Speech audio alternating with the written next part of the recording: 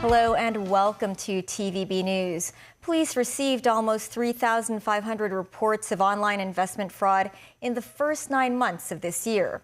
The victim in one of the cases lost a whopping $78.47 million. Mimo Singhai reports. Among the 3,468 online investment fraud cases, 40% were related to financial investment, while about 70% of investors lost over $100,000 in the scams. The greatest recorded financial loss was $78.47 million, with the victim being a 38-year-old manager of a cryptocurrency company. Scammers obtained the manager's bank account number and transferred away all the money after the victim was tricked into using a fake app. Kay, who works in the property agency industry, is another victim. She said a scammer had approached her on Facebook, asking questions about renting a place to live. During the conversation, the scammer often brought up private matters and investment experience as a way to gain Kay's trust. The scammer sent Kay a link for her to make an investment. Eventually, Kay invested $230,000 but lost all of it. The Investor and Financial Education Council, or IFEC, reminds the public to be cautious when using social media. When it comes to asking you to join a group or click on any links, that's when it's really a problem. Whatever information that we get from the social media or from online, it's always worth to look into alternate source just to verify. Meanwhile, police have urged the public to watch out for a trending scamming method. People impersonating as police officers by setting up some WhatsApp accounts using the logo of the force. Mims 9, TVB News. The observatory will issue the standby signal number 1 at 10:20 this evening as Typhoon Taraji is projected to enter within 800 kilometers of Hong Kong today. And weather authorities will consider issuing the strong wind signal number 3 between late Tuesday and early Wednesday. It was cloudy in the city this morning. Taraji is forecast to move northwest towards the vicinity between the western coast of Guangdong and the Pearl River estuary in the next 2 days. It may be relatively close to the Pearl River estuary on Thursday, but may also weaken at the same time. The observatory will assess whether higher tropical cyclone warning signals are needed depending on Taraji's distance from Hong Kong and the changes in its strength. The government has attracted another 17 strategic enterprises to expand their operations in the city. 15 of the latest batch of enterprises originated from the mainland. 90% of them are already planning to set up international or regional headquarters in Hong Kong. They include Pudu Robotics, which announced in June they will set up their global manufacturing center and operations headquarters in the city. Meanwhile, the 2 overseas enterprises consist of a Hollywood-based special effects production company and a French sensor microchip firm. 145 mainland higher education institutions are due to accept students from Hong Kong, which is 7 more than last year. Online applications will be available starting next month. The mainland institutions that are willing to accept HKDSC exam candidates in the 2025-26 school year are spread across 21 provinces and municipalities, as well as 1 autonomous region. Prominent schools involved in the scheme include Tsinghua University, University of Science and Technology Beijing, and the Communication University of Zhejiang. The 7 new additions include CUHK Shenzhen, China Academy of Art, and Foshan University. Under this arrangement, Hong Kong students are exempt from taking the joint entrance examination for mainland institutions. A man and a woman have been sentenced to 9 months in jail for preventing the burial of bodies. This after they earlier admitted to storing the bodies of 2 baby boys in separate glass bottles. Authorities said cocaine was found inside the livers of both boys. The bodies were discovered last year in a unit in Maihang building in Tunmun by its owner. The unit was earlier leased to the couple. The police later arrested the two former tenants, a 24-year-old man and 22-year-old woman. During sentencing at Fanling Magistrates Courts, Principal Magistrate Chung Chi-wai said a toxicology report revealed cocaine was found inside the liver of both babies, adding that the couple had a history of drug use. Chung condemned the pair for preventing the burials as possibly means to conceal other crimes and disrespecting the bodies of the two boys. A shooting incident at a university in the U.S. state of Alabama left 1 dead and 16 injured. A 25-year-old man was arrested in Tuskegee University.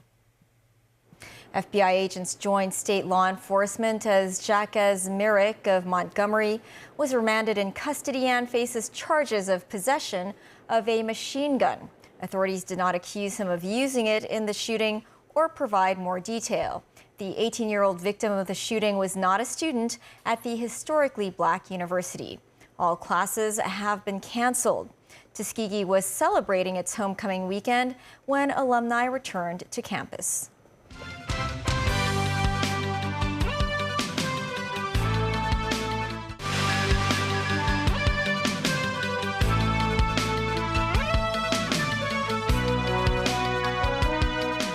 Dutch police said they took away more than 300 pro-Palestinian protesters who ignored a ban on demonstrations in Amsterdam on Sunday.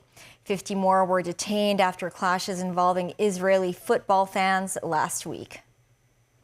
The trouble started on Thursday before the Europa League match between hosts Ajax and Israel's Maccabi Tel Aviv. Israeli football supporters were accused of taking down Palestinian flags from buildings and shouting anti-Arab expletives. They clashed with a pro-Palestinian crowd, resulting in several injuries and arrests.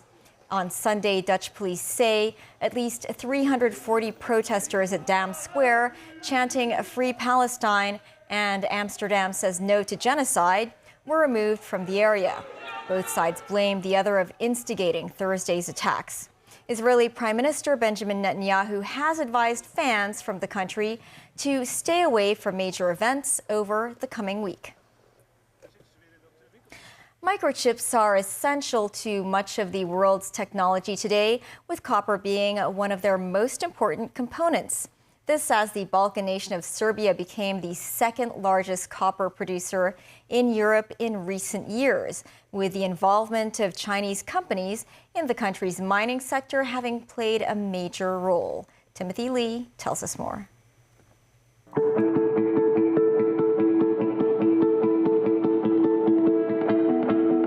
Located in the eastern part of Serbia, the city of Bor is home to some 30,000 people. Over the past century, most residents made a living out of the mining sector. But the local economy took a severe hit during the 1990s, when Serbia was repeatedly bombed by NATO forces during the Yugoslav conflict. Besides damage to its infrastructure, Serbia also faced US sanctions, which restricted the import of essential mining tools to the war-torn nation. Limited options led to the country eventually selling its mines to French and German companies, with the situation largely remaining the same for decades. But things took a turn in 2018 when a Chinese mining company purchased over 60% of the shares of the Bor copper mine and invested more than $1 billion in upgrading local facilities. They included the addition of a real-time monitoring system and automated technology, which increased the efficiency of the operation. One mine was able to handle 80,000 tons of ore per day. 这个露天矿坑能够每天处理更多的量。 Zhang Yicheng, the manager of the company, said the introduction of more advanced technology to the mine has lowered costs and boosted production. Along with another mine in the region, the two facilities produced over 200,000 tons of copper last year, generating more than $1 billion in revenue. Over the past few years, Serbia has become the second largest copper producer in Europe. However, some environmental groups have criticized the expansion of mines in the region. It's the place when we are mining 100 years. But now, when the Chinese company come in, it's so expensive. We have so much big expansion. Nothing like that. We didn't have something like that before. So many people around that minings, you destroy all the environment for living, for that people.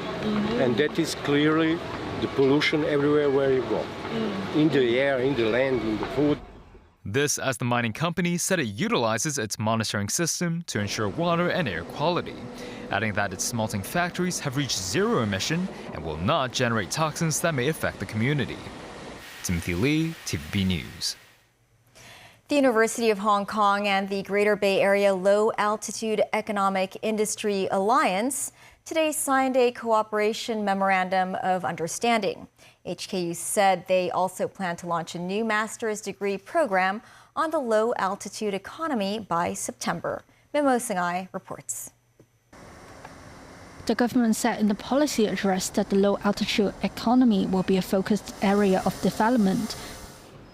To promote the sector in the Greater Bay Area, HKU and the Greater Bay Area Low-Altitude Economic Industry Alliance, under the leadership of lawmaker Elizabeth Kwok, signed an MOU this morning. Kwok said the spirit of exploration is key in promoting low-altitude economy, and they should not wait until the legislation process or infrastructure are completed before taking action. HKU said the new master's program will have a quota of 100, hoping to educate students on aspects such as low-altitude business operations and drone technology. Mums 9, TVB News. For self-financing post-secondary institutions, jointly launched the Alliance of Universities of Applied Sciences today. The alliance will hold international conferences in future with the aim of increasing the recognition of vocational education.